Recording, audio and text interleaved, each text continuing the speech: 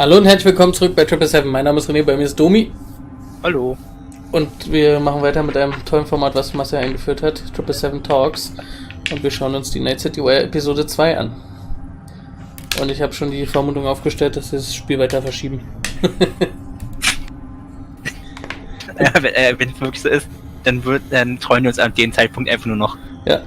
Und dann ist der Döler das Marketing übernommen. Habe ich jetzt wieder hochgestellt? Natürlich nicht. Da. So. Jetzt habe ich... jetzt ist weg. Gut. Ja, mit dem schwarzen Rand links und rechts, das geht schon. Dann werden wir nicht geflaggt hier direkt, wie heißt denn das? Gestrikt. Die erkennen nämlich nicht, dass es ihr eigenes Video ist, weil links und rechts schwarze Balken sind. Nee, das ist deren eigener Content. Das war früher bei YouTube so, wenn du einen Rahmen um dein Video rumgemacht hast, hat das gereicht. Später, erst hat's gereicht, wenn du das Video nur so in eine Ecke geschoben hast, also oben und links einen Rahmen hattest. Mhm. Dann hast du einen Rahmen außen rum gemacht. Das hat irgendwann auch nicht mehr gereicht, dann mussten die Leute wirklich das Bild spiegeln. Und das hat irgendwann auch nicht mehr gereicht. Und ich glaube, was haben sie dann gemacht? Keine Ahnung. Es gab aber auch eine Lösung dafür. Ganz, ganz kriminell. Ich bin gespannt, was heute kommt. Also, ja, ein bisschen mehr Gameplay.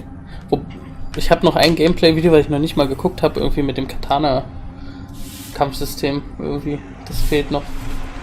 Das habe ich noch nicht gesehen. Das habe ich aber auch in meinen Bookmarks.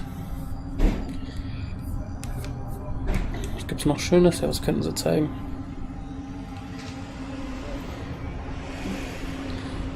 Vielleicht haben sie noch so ein paar andere Features, von denen noch keiner weiß, die sie uns jetzt spoilern werden. Ja, wer weiß. Ich hoffe, sie haben einfach News zu den anderen coolen Sachen. So, ey Leute, Multiplayer kommt ja auch. Macht euch keinen Stress, wir entwickeln sofort dran weiter. Oder sagen, ey, bei Witcher hattet ihr 16 DLCs for free? Ihr habt da 100. Soll ich das verraten? Ich habe tatsächlich geheime Insider-Infos. Und zwar der Chef von meinem Bruder könnte in einem DLC auftauchen. Aha. Aber ich weiß jetzt nicht, wie prekär diese Information ist. Auch wenn das hier nie einer sehen wird. Aber genau in dem Moment haben wir dann 4000 Zuschauer und das sieht dann einer und ich komme in Teufels Küche. Erzähl ich dir nachher.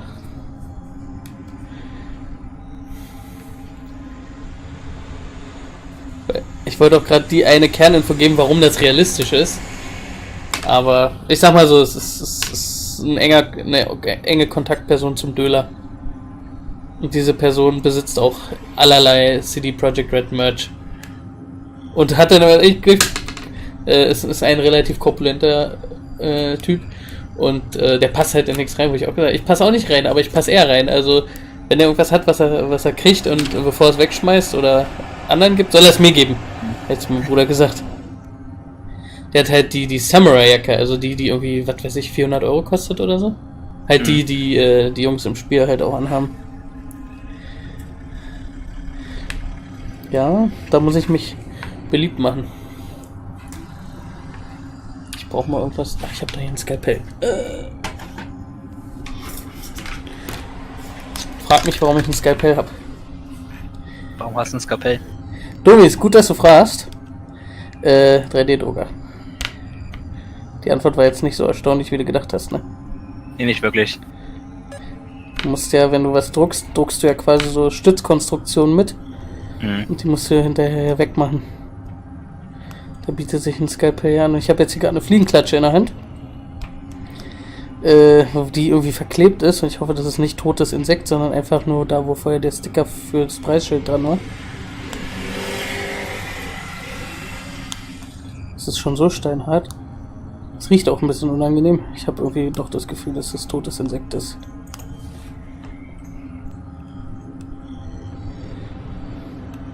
Das ist total zäh. Also C spricht für Kleber, aber die Farbe so leicht gelblich. Gut, spricht auch noch für Kleber, aber auch für totes Insekt. So, 4 Minuten noch irgendwie Blödsinn labern.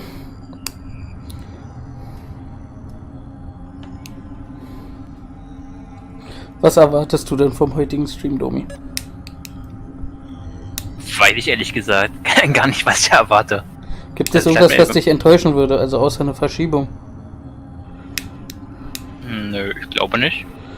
Also ich glaube, also für mich ist es gerade tatsächlich so, ich bin gar nicht mal sauer, wenn es so wenig zeigen oder halt nicht viel Neues, weil das will ich ja selber entdecken. Solange es halt generell keine schlechten Nachrichten gibt. Aber für das Fitzelchen, was man vielleicht schon so leicht kennt, was sie jetzt einfach noch ein bisschen mehr ausführen, was halt kein riesiger Spoiler ist, da wäre ich ganz schön happy mit.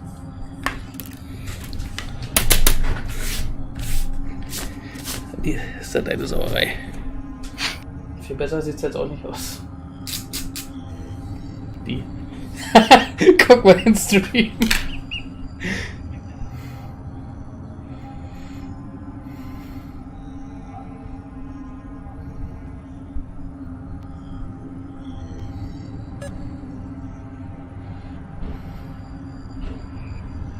Komm schon, mach's nicht so spannend. Sieht sehr schick aus, ja. Die ist halt knallgrün, aber die hat ja eigentlich Löcher, aber das kriegt meine Kamera irgendwie nicht mit, warte.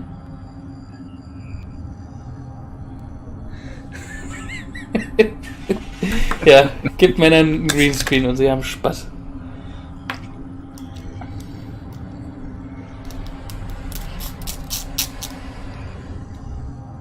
Bin auch gleich fertig.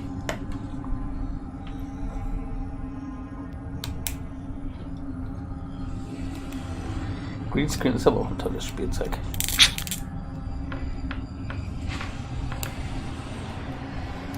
Ich muss sagen, Diablo hat uns ganz schön gehypt, ne? Das hätte ich nicht erwartet. Ja, oder hat das bei dir nur den einen Tag gehalten?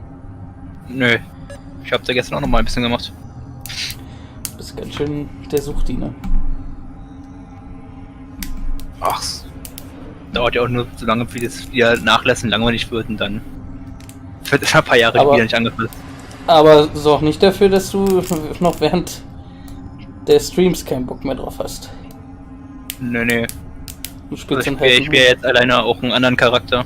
Wir haben jetzt in der Saison Totenbeschwörer gemacht. Ja, alle sind jetzt krass dem Totenbeschwörer. Ich habe mir schon Guides angeguckt, ohne dass ich mir Guides angucken wollte. Einfach nur, um mal zu gucken, so was gibt. Weil zum Beispiel früher beim Wizard hätte ich nie gedacht, dass ich irgendwie voll krass abgehe mit dieser normalen Attacke, die Mana erzeugt, ne? Also die Standardattacke.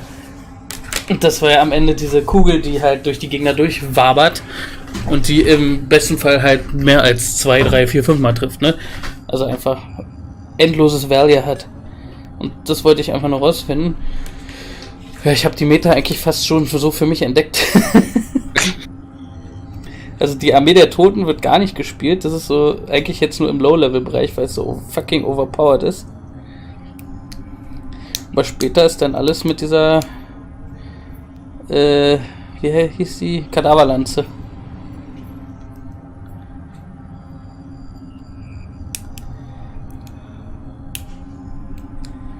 So, 30 Sekunden, Leute. Ab geht der Peter. Döli, bring mal ein bisschen Merch vorbei. Der wohnt ja hier in Berlin. Irgendwo Friedrichshain tippe ich jetzt einfach mal, weil er immer Sachen aus dem Friedrichshain tweetet. Oder da ist GOG, oder da sind die einfach nur mal die ganzen Hipster. Wusstest du, dass GOG ein Büro in Berlin hat? Nee, das war mir neu. Haben sie. Also die haben keinen offiziellen Sitz, aber die haben halt für die Deutschen, also da arbeitet Döli wahrscheinlich auch. Offiziell, das ist ein offizielles Büro. So, ab geht er.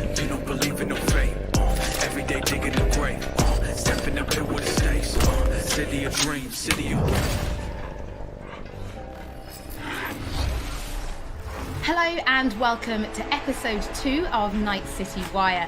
This is the show from us at CD Projekt Red, where we talk about all things Cyberpunk 2077.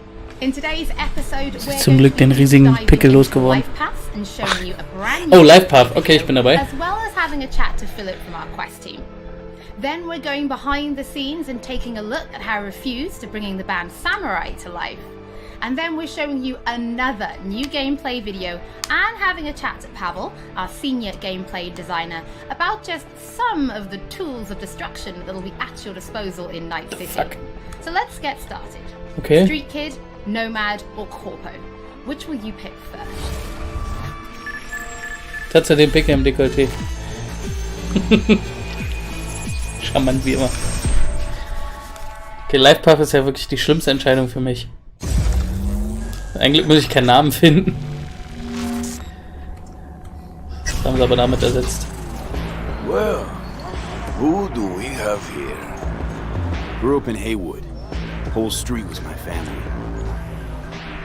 Neighbors helped each other out. Thought nothing of it. I'm pleased to see you have not forgotten your roots. Born here, live here, die here. Childhood memories. Robbing buildings, running away from badges. Iron tasted blood from a split lip. Motherfucker! Got everybody fighting for a slice of the street. Get the fuck out of Vista. If you keep getting jumped, you find some stronger choosers. Do you want to spend the rest of your days blasting scabs? Or become a legend overnight? We have arrived. The Major. Ready to get your cherry bobbed? Yeah, come on. Okay. Nomad ist halt so Redneck, ne? Childhood. Let's see. Racing my bobber for the first time through the hills. Oh, and first kiss in the middle of a synth cornfield. We nomads choose who to make our family. And choice forges strong bonds and a higher duty that stands solid as an old oak. My family's in pieces. That's why I'm headed for Night City. Makes you an outcast among outcasts. Miss this, you know? Camaraderie. I know. I saw it in your heart the first time we met. You know what I always liked about nomads? Your taste, no, hunger for freedom. Not easy to come by in Night City. Corp's got their grubby claws and everything. Hat auch was. Scheiße, sie machen es gerade wieder schlimmer. Have those reports you asked for. They were supposed to be ready yesterday. The world's going to tear us apart when the word gets around. The world's never going to find out. If I go down, you're going down with me. No, I'm not fucking joking. This isn't a request, V. But no way you're fucked, right? You're the one who fixes other people's shit. If you work in Arasaka counter intel, you're always fucked.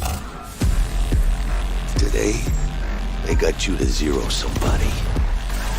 Tomorrow, they'll get somebody else to zero Alter. you. What's the rules, Jack? Want to be top? Gotta have some skin in the game. Yeah, but you're not on top. Saburo Arasaka is. And you're the pendejo who keeps him there. Work for yourself, live for yourself. That's the only way. War jetzt auch geil, aber vielleicht einen Ticken drunter.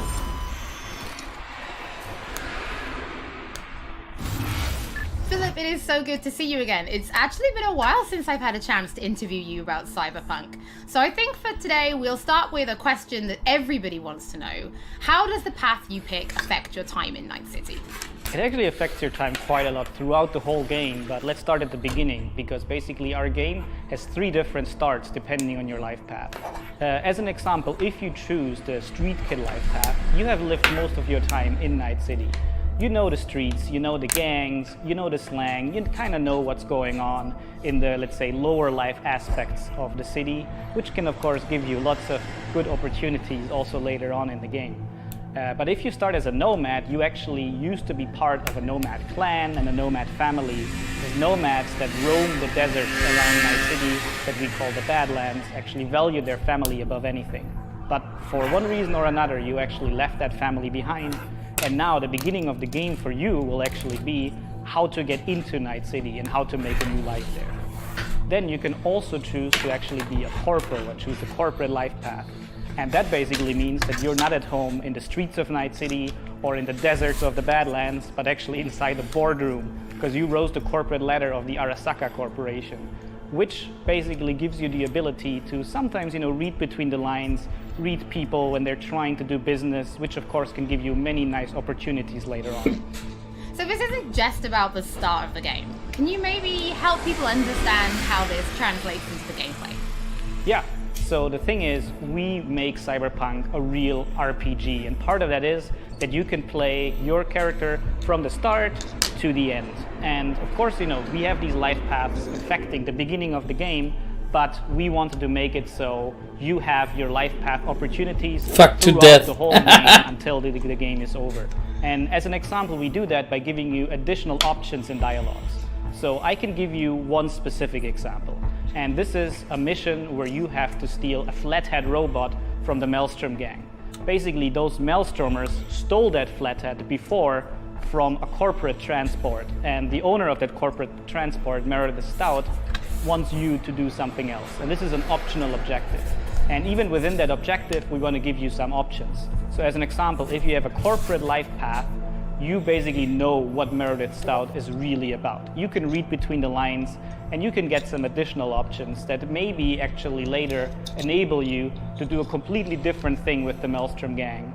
And if you're a nomad, you know exactly some more details about how these Maelstromers would have even been able to steal a robot like that from Meredith Stout, who's part of the very powerful Militech Corporation. As a street kid, we, as an example, don't give you a specific new dialogue option in that dialogue, because as a street kid, you do not have a lot of experience dealing with higher-up people like Meredith Stout. But we want to give you additional options that fit your life path very well. So later, when you actually talk to the Maelstrom gang, one member of the gang offers you some illegal substance, but as a street kid, you actually know what this is about. You can talk some shop with him, and that might actually make that character like you a little bit more. So Philip, I do have a couple of extra questions for you based on the video we just saw. And the first is about nomads. So the nomad life path, this starts in a place called the Badlands. Is this somewhere you get to visit even if you don't pick nomad to start with? Yes, absolutely. So the thing is, Night City is surrounded by this huge landscape that we call the Badlands, and you can go there whenever you want. So as an example, if you actually do play the Nomad life path, das Auto hinten, das sieht aus wie bei Tesla. you can even see Night City on the horizon. And we want to give you the option der neue Tesla Polo. If you want, you can just take your car and drive out of the city. You can go there whenever you want. Thing is, you might not want to, because the Badlands can be a pretty dangerous place at first, because time has not been very kind to the Badlands. There have been many wars in the past, there's global warming, so most people that do live out there don't really have another choice about it, or are nomads that love this life and are all about it and are very battle-hardened. We of course also want to tell their stories, because we want to tell many different stories throughout the cyberpunk genre, which means that you will also find missions that lead you out in the Badlands or where you deal with the people living there. So Philip, can you tell us a little bit more about the character, Padre? He's the guy we see giving his business card to Street Kid V in the video. Who is this man? Yeah, so Padre is actually one of the fixers in Night City. And fixers are people that work as intermediaries. Ja, Papa. So if someone who has a lot of money needs a problem solved, they go to a fixer. And a fixer then finds people who can solve that problem. And these people are people like you, the cyberpunks. Fixers are very territorial. So Padre specifically works from Haywood, which is where you as a street kid grew up in, so you already know him. You might have already seen another one of our fixers, who is called Dexter Deshawn, and he works in a different part of the city. So specifically Padre, you might know him as a street kid, but even if you played other life paths, you might sooner or later meet him because he's operating in Haywood, which is a pretty big place with many good jobs. So if you want to make some cash there, you will sooner or later deal with Padre. Philip, thank you so much for joining us. Now on my first playthrough, pretty sure I'm going to be picking Nomad, but for those watching, we would love to know what you'll be picking, so have a think about it. Keine Ahnung, Mann! Streut auch noch Salz in die Wunde. In this episode, we're going to be showing you another new gameplay video and having a chat to Pavel, our senior gameplay designer. Hey, euer Charakter heißt V und ihr könnt euch den hübsch machen. Ihr müsst euch keinen Stress machen. Ja, aber der Path macht Stress. Let's talk about music. because music plays a huge part in bringing Night City to life. Now, in future episodes, we're going to talk about things like radio stations and even the original score. But today, we're going to take a look behind the scenes at how Refused to bringing Johnny Silverhand's band Samurai to life. Johnny Silverhand ist gar kein Gott oder Boss. For myself. Er ist einfach nur, sag schon, nur ein Sänger. So it's kind of interesting to get into like the mindset of who is this character and what would they write about, or what's their agenda. It's interesting to try to like catch a language that's his and try to catch a language that's like part of this game.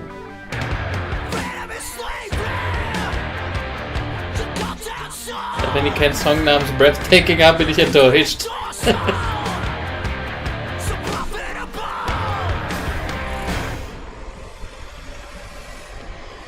There's a reason why we're here.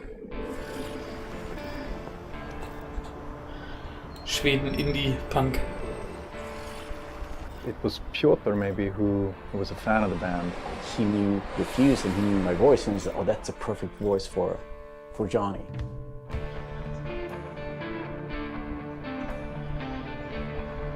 And that they wanted, I guess, a sound that was a bit contemporary from when Johnny's supposed to have had the band, because he's sort of like an anti-establishment kind of guy. Gonna drag a corporal rat on stage, make him kneel, douse him with gas, then light him up. So of course there are things that you can relate to, and like just like this outcast and this rebel that's fighting against like the corporals, and that's definitely something that's been a part of my life and a part of Refused life. We came out of the punk rock scene of northern Sweden. He's like the future version of us, you know?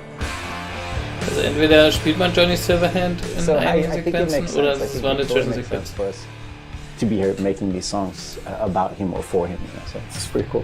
Vielleicht gibt es ja so eine Sequenz wie mit Siri, dass man ihn dann spielt, eine Zeit lang. Das wäre cool, aber wenn das wie bei Siri ist, dass du so gefühlt nur 5 Minuten insgesamt mit ihm spielst, wäre das schon ganz schön schade. Wäre cool, wenn er so seine eigenen Sequenzen hätte wie Braindance, hieß das so? We don't have a different mode than just going. Ich weiß gerade nicht, was du meinst. Das, was wir beim letzten Mal vorgestellt haben.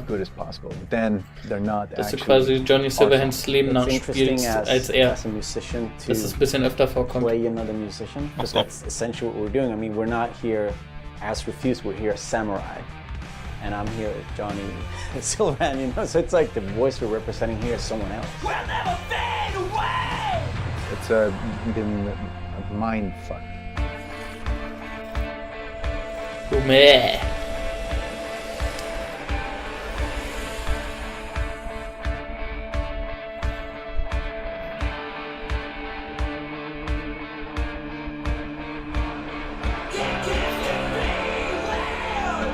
Einer pennt schon.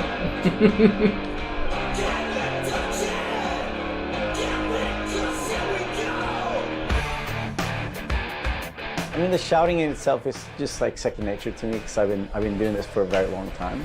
But then when someone comes in and says, I'm happy with everything except for Azza Lynn. Again, it's Azza. Azza. Okay. The shouting's great, but think of that accent, or think of that like enunciation. It's a bit weird because it's a very different way of singing when you're screaming like that, and it's hard to sort of swallowing some syllables there. Adjust your accent. Oh yeah, just try it again. So it's been a bit kind of frustrating. It wasn't horrible, but it wasn't great. But I mean, I get it. I mean, we have to maintain the illusion that this character that's a character of the game also is me, like when I'm singing it. So it makes sense. But yeah, it's a bit different to have someone telling you exactly how to enunciate things, because I'm not used to, usually people are just like give me a thumbs up and then like, you know, you think the things like the rhythm and you think about the pitch and you think about all these things, but then someone comes in and like, that word sounded weird. I'm like, what? No, that's how I sing. But so it's been a very, yeah, a bit painful. Schon mal gut für mich, dass der Sound Director so picky ist.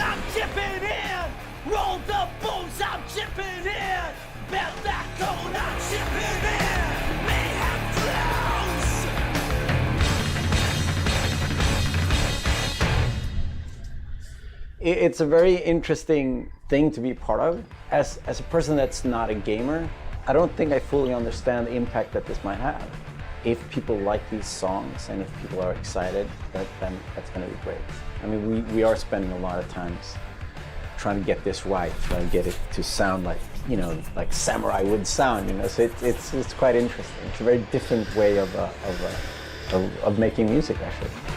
Also die Samurai-Jacke, die sie immer tragen, ist eigentlich nur ein abgegradetes Band-Shirt. You can already find Okay, das 3 Datum wurde Samurai gezeigt. tracks available on streaming services, Chippin' In, Never Fade Away, and The Ballad of Buck Ravers. But we're excited to announce a 4th new song called A Like Supreme, which is coming to streaming services today. That means you can check it out once the show is over. Don't forget that if you're tuning in late, or if you just want to watch anything again, we will be uploading everything to our channel soon. Next up, Pavel and I are going to introduce you to some creative ways that you can solve problems in Night City.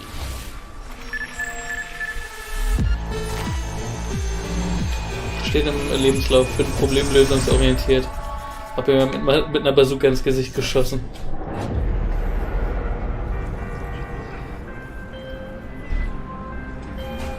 Hey V, I have a job for you. A client of mine is making an arms deal. He needs protection. It could get Bestimmt voll die Ninja-Oma, oder? The gun dealers Mit on Sicherheit. Maelstrom. Alas, nothing ever transpires as planned with them. You better gear up for this. Ich mag diese Waffenkammer im eigenen Haus. Das was. Tsunami Nekomata. So hieß auch das eine Handy. Nee, das hieß Nekoma oder so. So ähnlich wie Nokia auf jeden Fall. Yo.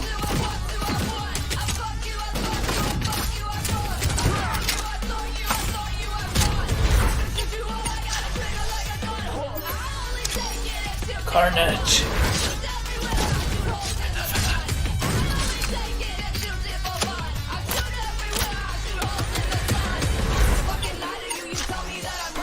Wehe, man kann die LMGs nicht aufstellen.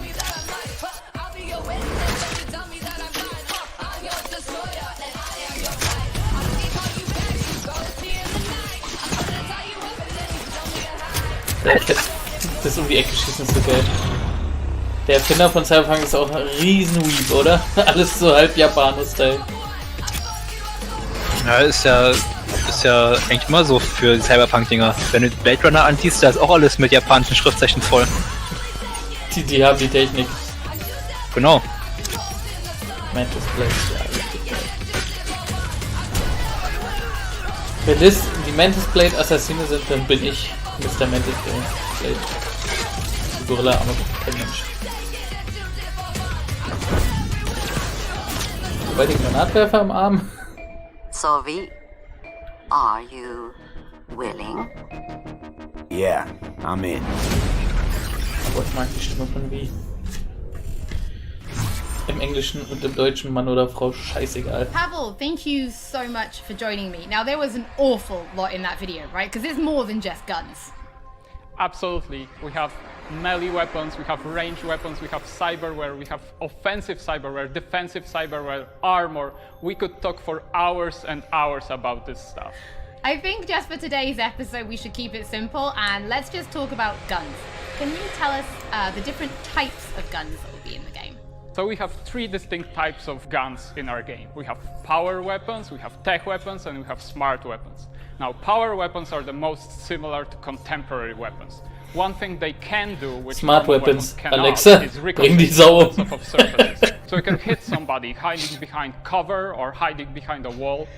Now, tech weapons, on the other hand, use electromagnetic power to propel a fully metal projectile to extreme velocities. What that allows them to do is to punch through cover or punch through walls to hit somebody who's not even aware that you're there. Smart weapons use guided missile technology to actually track targets in real time. So you can hit somebody who's dodging, running away from you, or you can hit somebody who's hiding behind cover. So Pavel, Cyberpunk doesn't just contain FPS elements, right? It's also a fully fledged RPG. So can you tell us how you guys approached introducing those RPG elements into gunplay? So I can tell you one thing, Holly, it wasn't easy to merge those two elements together. Now, we've spent a considerable amount of time merging the RPG and FPP side of our game. What the player will experience is that V changes from a small-time mercenary to a legend in the world of Night City. V becomes more and more proficient in using weapons as the game progresses. So they will see that reload times become shorter, the accuracy of your weapons grows, you will have faster aiming time, you will move faster with your weapons.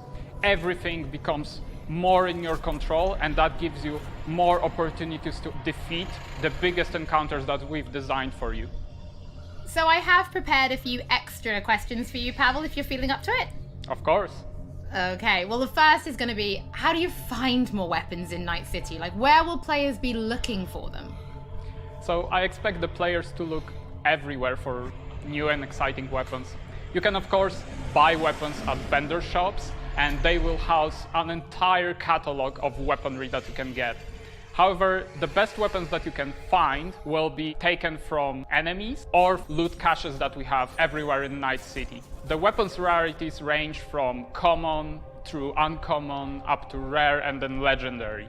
And as they go in rarity, they actually climb in power. However, legendary weapons are very specific in such a way that they possess unique abilities that you will find on no other weapons in the game.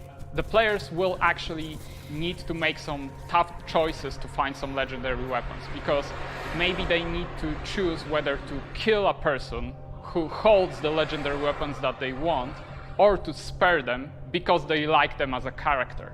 So next question, let's Das talk meinen besten about Kumpel weapon umbringen. modifications. Kennt deine Waffe. What mods can people give to their weapons in Night City?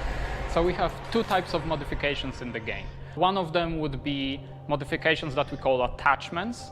So these would be scopes and silencers, and you can see them actually being attached to your weapon as you're playing the game. They give you statistics advantage, and they give you more opportunities in gameplay. The other part of mods would be software mods. Now these are basically small chips that you install in your weapon, and they actually change the statistics of the gun. They can give you damage, they can give you accuracy, or they can give you more fire rate. Some of those mods actually change the gunplay on a more fundamental level, so they can give you non-lethal rounds, biochemical rounds, to tear through that armor even faster. So I suppose for my final question, why don't you tell us about your favorite weapon then? Which is your favorite weapon so far in Night City? Oh, there are so many weapons that it's hard to choose just one, but I can mention some manufacturers with their weapons that I absolutely adore. The first manufacturer would be Tsunami Defense Systems, who produces the sniper rifle Nekomata. That's a tech sniper rifle. That means that it can pierce through walls, so it can actually hit somebody who's hiding behind cover or who doesn't even know you're there.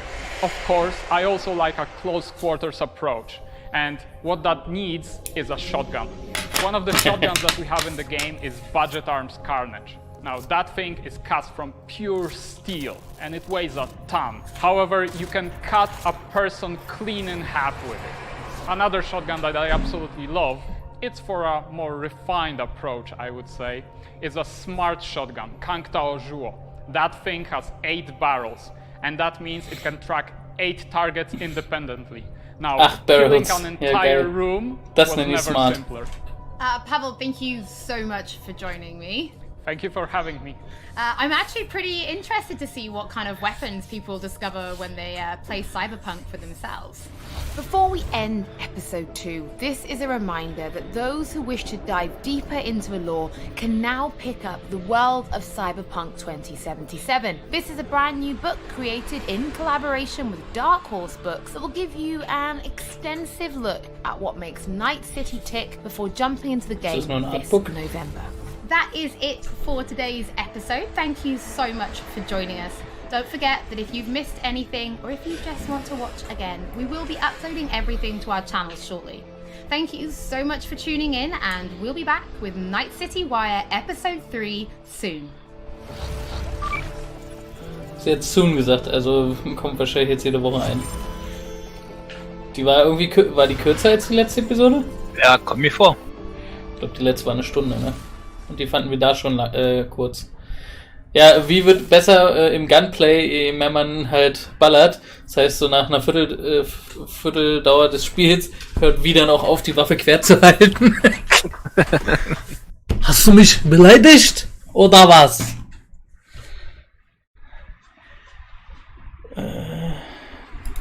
Okay. Doch, hier habe ich Desktop Audio. Passt. Ja. Ich muss sagen, war eigentlich genauso, wie ich es mir erhofft hatte. Also wirklich nicht zu viel, sondern genau das bisschen, was mich interessiert. Macht es mir halt immer noch nicht leichter mit den scheiß Backgrounds. Also, das, was ich ja eigentlich vorhatte, war ja Corpo. Das ist jetzt so ein bisschen nach hinten gerutscht und die Nomads sind auf erschreckenderweise weiter nach vorne gerutscht. Mhm. Ich weiß nicht, was gefällt dir denn aktuell am besten? Wie ist denn so dein Ranking? Ich würde, glaube ich, eher zu den Street Kids tendieren. Es würde halt, glaube ich, zu meinem Charakter passen, weil ich spiele in so Spielen, also in GTA oder in GTA Online und in Saints Row habe ich ja immer so eine Latina gespielt. Die Street Kids sind ja irgendwie Latinos, oder? Also so quasi Latinos. Naja, nicht unbedingt halt. Viele also sie sind im Latino-Viertel, glaube ich. Die Nomads sind halt die absoluten Rednecks, aber das hat was Charmantes halt mit diesem Rumgefahren und mit dem meine Familie und mein Auto, so nach dem Motto. Dass du dann so vielleicht so deine Familie aufbauen willst und so ein Familienmensch bist. Das hätte auch was für mich. Ja, und die Corpo, das klang interessant, aber jetzt so nach der ersten, also nach der heutigen Vorstellung war es jetzt so, ja, okay. Aber das Schlimme ist halt, es ist gefühlt schlimmer, mich zwischen zweien zu entscheiden, als zwischen dreien, wenn ich jetzt die Corpus rauskicken würde. Ja, und ich brauche auf jeden Fall. Das Ding ist halt als Assassine, also ich brauche eine schallgedämpfte Sniper und diese Mantis-Klinge. Dann fick ich alles weg. Assassinen-Hacker bin ich dann. Also auf meine Spielweise habe ich mir, glaube ich, schon ausgeguckt. Wie hieß nicht Techie? Was war denn das, was rausgekickt wurde? Es gab ja irgendwie Nahkämpfer und dann gab es ja irgendwie Hacker und Techie mit so einem Hundi. Und ich glaube, der Techie ist raus und jetzt ist es nur noch der Netrunner, so hieß der, genau. Das sind doch die Hacker, oder? Hallo? Glaube ja. Also auf jeden Fall, das gibt ja jetzt nur eine andere Spielweise, also primär Netrunner. Versuche mich zu fokussieren auf Assassine, schön Sniper mit. Das Ding ist halt, du bist nicht gerade unauffällig, wenn du halt so eine Sniper hast, wie er gerade erzählt hat, die durch die Wände schießt. Die so ein komplettes Gebäude einreißt. Eigentlich bräuchte ich so eine kleine Hosentaschen-Sniper. So eine, die grüne Zirpe, die zählende Gruppe, was ist mit mir los? Mit Visier. Hatte die nicht sogar ein Visier? Die dann auf 1000 Kilometer einen Hasen beim Scheißen trifft. Und dann, wenn mir einer zu nahe kommt, dann kriegt er meine Mantis-Klingen in die Fresse. Finde ich gut. Ist die Frage, zu welchem Charakter passt das?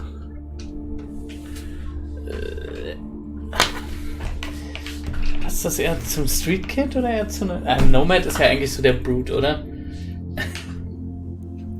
Das sind doch nur mal Rednecks, die müssen sich prügeln. Saufen und prügeln. Und wild in die Gegend ballern. Genau. While you're balls deep in a squealing hog. Wie es Cards Humanity so schön erzählt hat. Genau.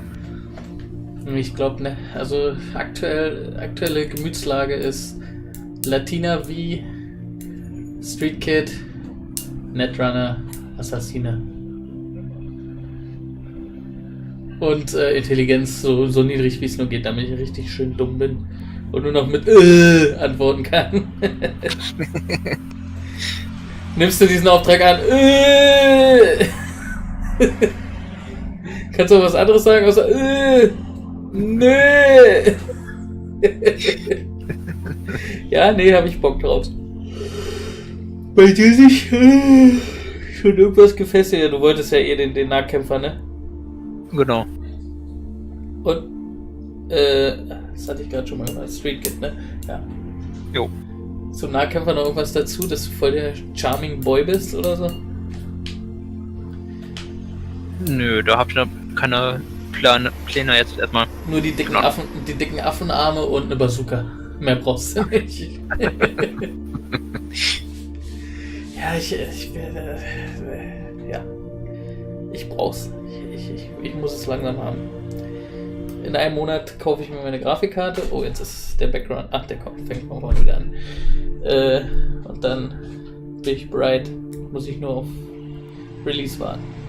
Es riecht hier verbrannt. Ich hoffe, es ist nicht mein PC. Vor Cyberpunk geht er dann in die Luft. Unterm Tisch riecht's weniger verbrannt. Das ist, glaube ich, ein gutes Zeichen, oder? Ja. Ach, vielleicht ist es ein Monitor, der brennt.